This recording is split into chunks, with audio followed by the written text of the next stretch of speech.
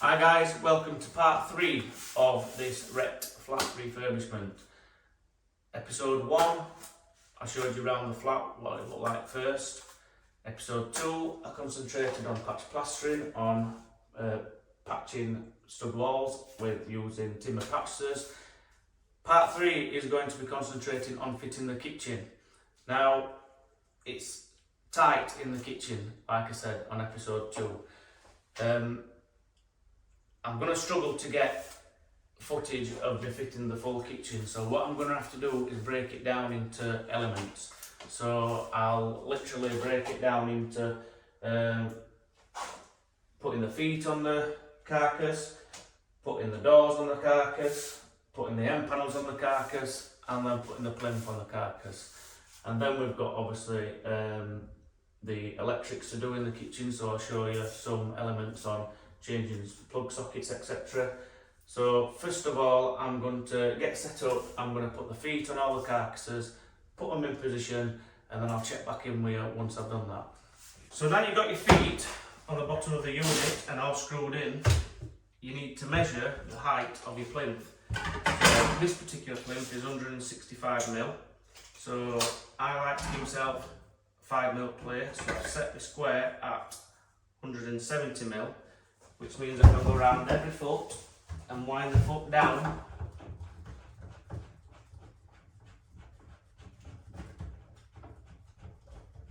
to 170mm,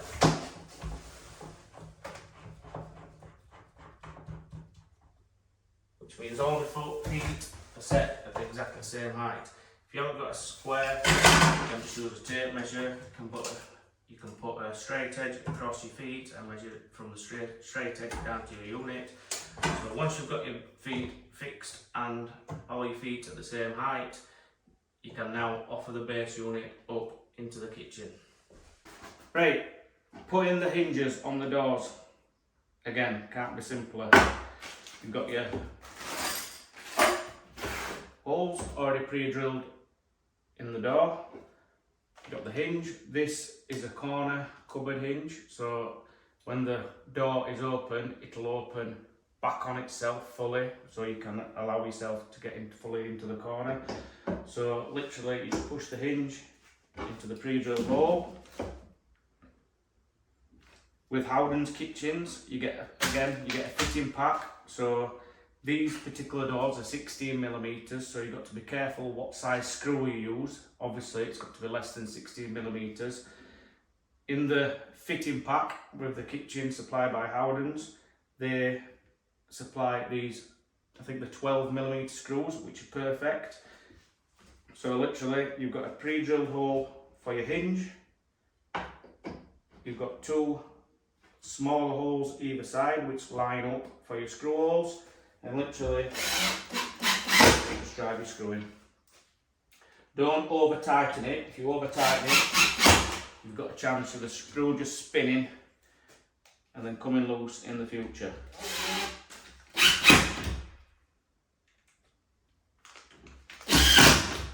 So that is how you fix the hinges on.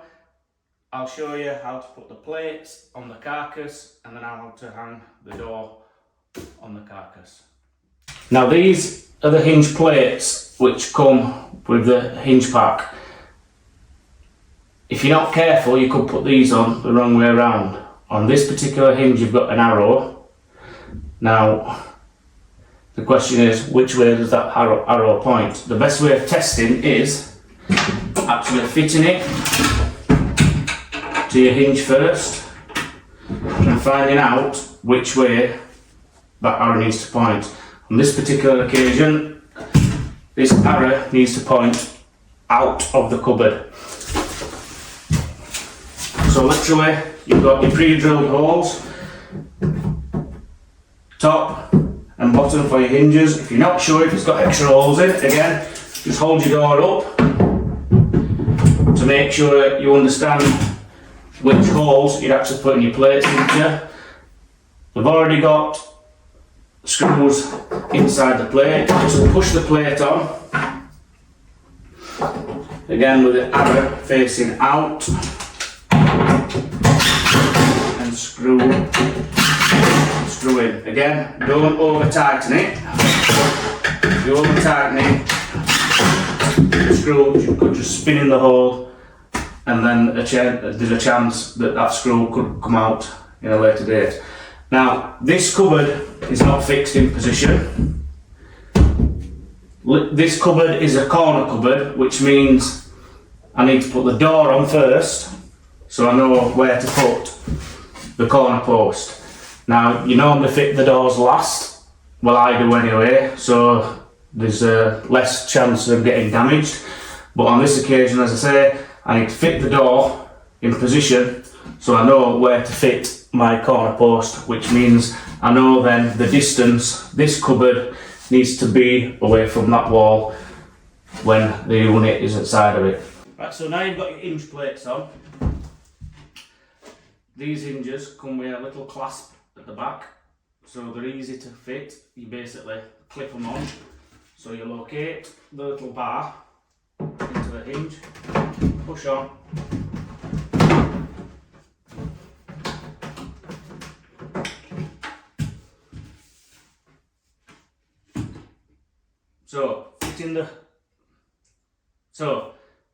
fitting the door and the. So now you've got your hinge plates on. You can clip the hinge onto the plate. Now these particular hinges have got little clasps at the back, so you can simply line it up. There's a little bar inside the hinge which goes into the groove at the front. So you literally just line that bar up and push, and it clips on. So again, line the bar up, push, and it clips on. Now, as I explained before, these are corner hinges, so that cupboard now can open fully to allow full access into that cupboard. Now we've got the door on. Like I said before, this is a corner cupboard and it comes with a detachable centre post. What you need to do is mark the centre of your centre post. Get it roughly in position. Close the door onto the centre post and line the centre mark with the edge of the door. So when the cupboard is open, when the door is open, the door is shutting halfway onto that centre post. Once that's in position, just mark either side of your post.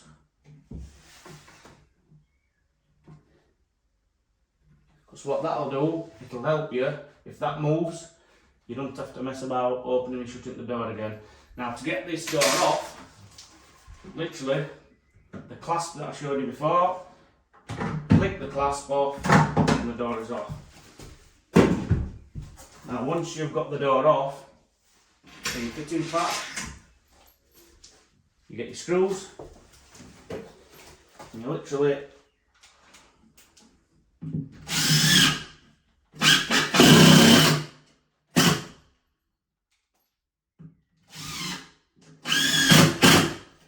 screw your post on top, flip the unit over and screw with the unit.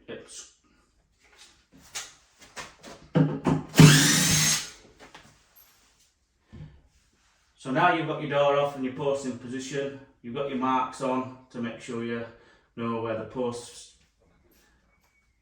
So now you've got the door off, you've got your post in position, you've got your marks either side of your post for if your posts move. You literally just screw the post on from the top, 2 screws in the top, flip the unit over and 2 screws in the bottom. Right, as you can see, I've managed to get 2 base units in position and fixed. I'll show you the process of putting this corner post in the other corner. Literally want enough space for me to get in here with camera and film me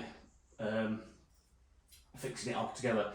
So literally put your base unit in position with your feet already set at the desired height for your plinth. Put your spirit level on. If one side of the unit needs to come up, then you turn the feet to lift your base unit up. If one side of the base unit wants to come down, again, twist your feet until the base unit comes down. As I explained before, in these Howden's kitchens, there's holes at the rear for you to put a flathead screwdriver in to adjust the back feet so you're not laid on floor and winding your feet. This corner post is in position. I'll show you the corner post at the side of me, how that's fixed. I literally couldn't get the camera in to fix the corner post in and show you at the same time, so I've got the corner post fixed on the other side, so I'll show you that now. Right, so your corner post, if you fix a bracket flush with the front of your cupboard, I set it back slightly, set it back 1 or 2 mil from the front of the cupboard. That means when you're offering the post up to it, the post just sits behind the side of the cupboard. Clamp it on, screw the bracket at the top, screw the bracket at the bottom, and then when it's fixed, it should look like that. So when the door's on, the door finishes flush with the corner post.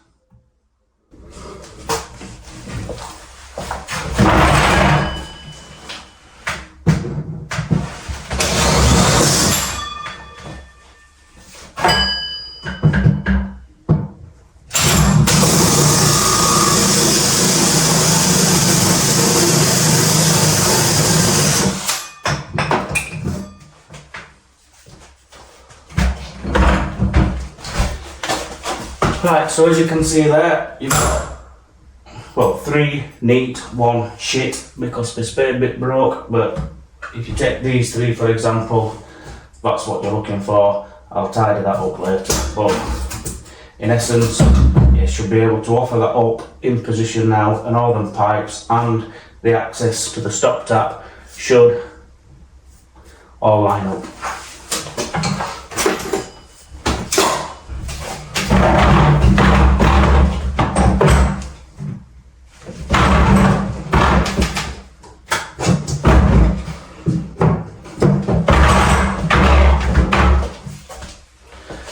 Right, so all of them line up nicely. What I need to do now, because same as these other units, this pipe work running all the way around the lower part of the perimeter, so I need to mark where that pipe work is on the back of the unit and then cut a section out so the unit then can sit back to the wall.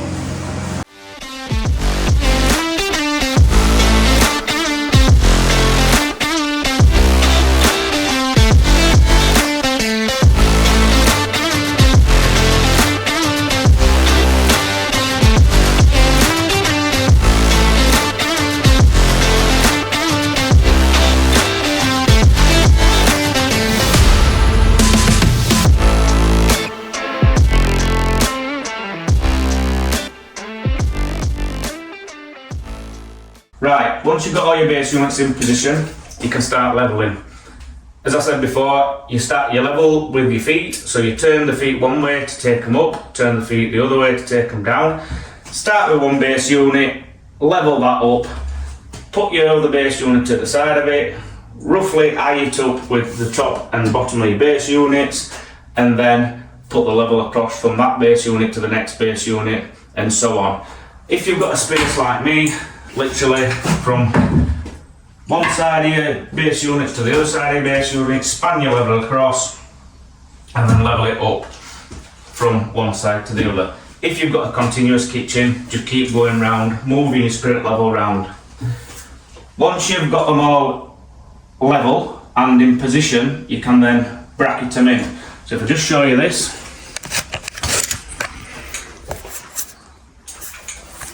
so literally behind every unit, this bracket is at this side of the unit, so inside the unit, because this is having an end panel on. This bracket can go anywhere because it's in a corner. This bracket again can go anywhere on this side because it's in a dead corner. There's no bracket on this side because I'm having a side panel on. Again, no bracket on this side because there's a side panel on. Bracket there, and then these two units are fixed together with a screw top and bottom. These screws are positioned so once the hinge plate is on, the screws are hidden. Again, there's some extra hinge holes here. Forget about them. Hold your door up like I said before. See which ones you're using. Screw in the centre of the hinge plate. And fixed here and fixed here with a bracket. So that means all this kitchen now is 100% sturdy. All the base units are in, and now I'm onto the wall units. Now, to govern the height of the wall units is obviously going to differ from kitchen to kitchen. If you've got a tall oven housing, if you've got a integrated refrigerator, if you've got a tall lard unit, then obviously you're governed by the height of them units, and you'll strike your line across from the height of them wall units, and that is the height that you will fit the wall units. In this case, I haven't got any tall ladders or integrated appliances, so I've struck my line at 540, which means once my worktop's on, from the top, underneath my work surface, from underneath the cupboards to top of my work surface is going to be 500. Now, to work out where your brackets are going to go, obviously that is governed by where your hooks are on the back of your wall units. So I've measured from the underneath of my wall unit to the underneath of the bracket that is coming through the wall unit. So that measurement is 680.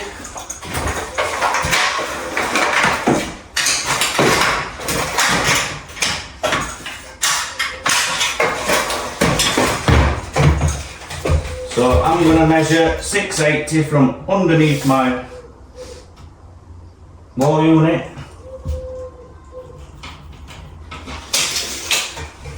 Straight line. I'm putting them this high simply because I want to avoid the old holes the old kitchen was fitted into. So by raising it up 20-30 mil, I'll eliminate striking on these holes, so my bracket has got something nice to fix to.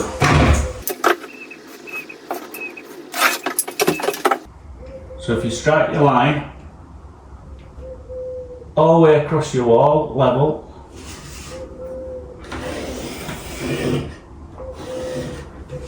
so that is where the top of your bracket will be. If I get my wall bracket,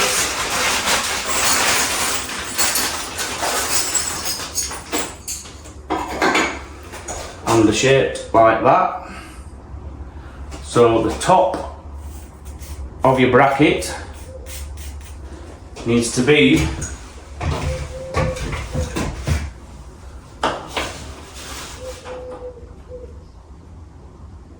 level with the top of the line you've just struck. Draw around the holes.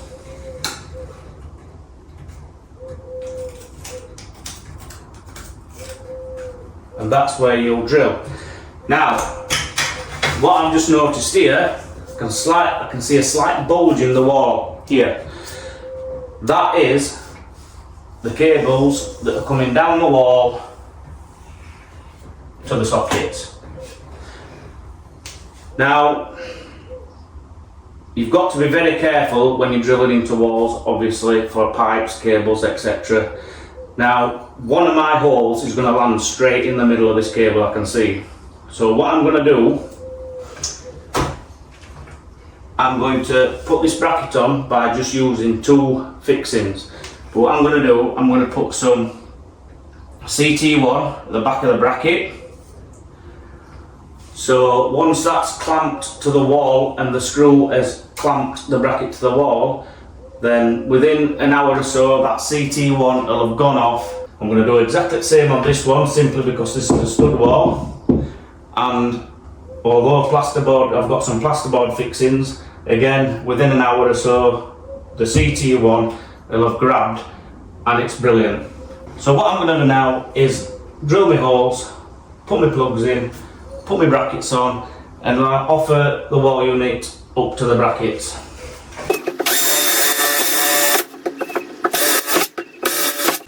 So what I've done there, I've hit a stud with my first hole. So there's no need to put a plug in that one, I'll only use 2 plugs in these. I'm now going to be very careful drilling into this one, making sure I pierce the plaster first, then I'll get my screwdriver, make sure there's no wires there, and then once I'm confident there's no wires there, I can finish my hole off.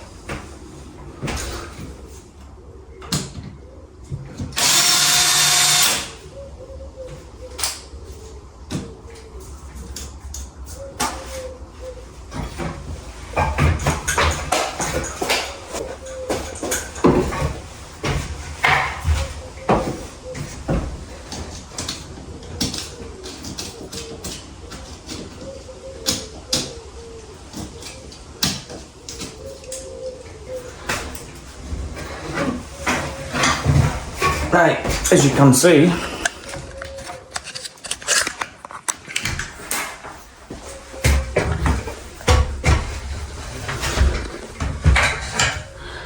this is the sheathing for the sockets, which is straight in my hole.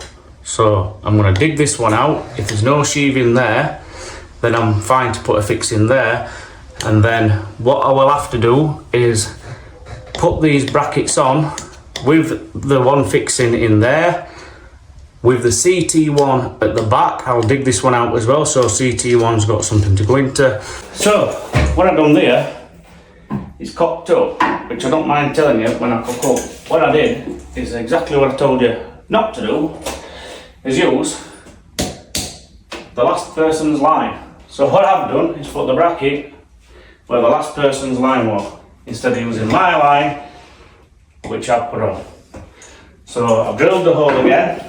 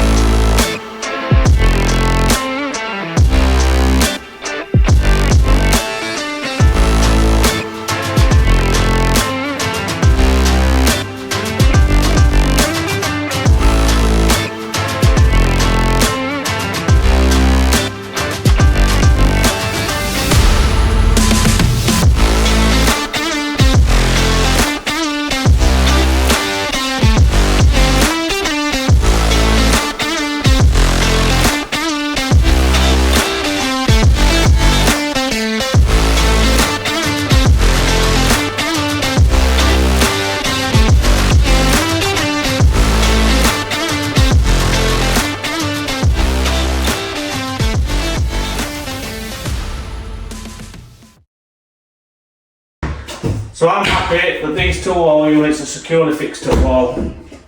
I can now carry on this way around. This one is 350 wall, so I'll get that prepped, get that hung, and I'll come back to you.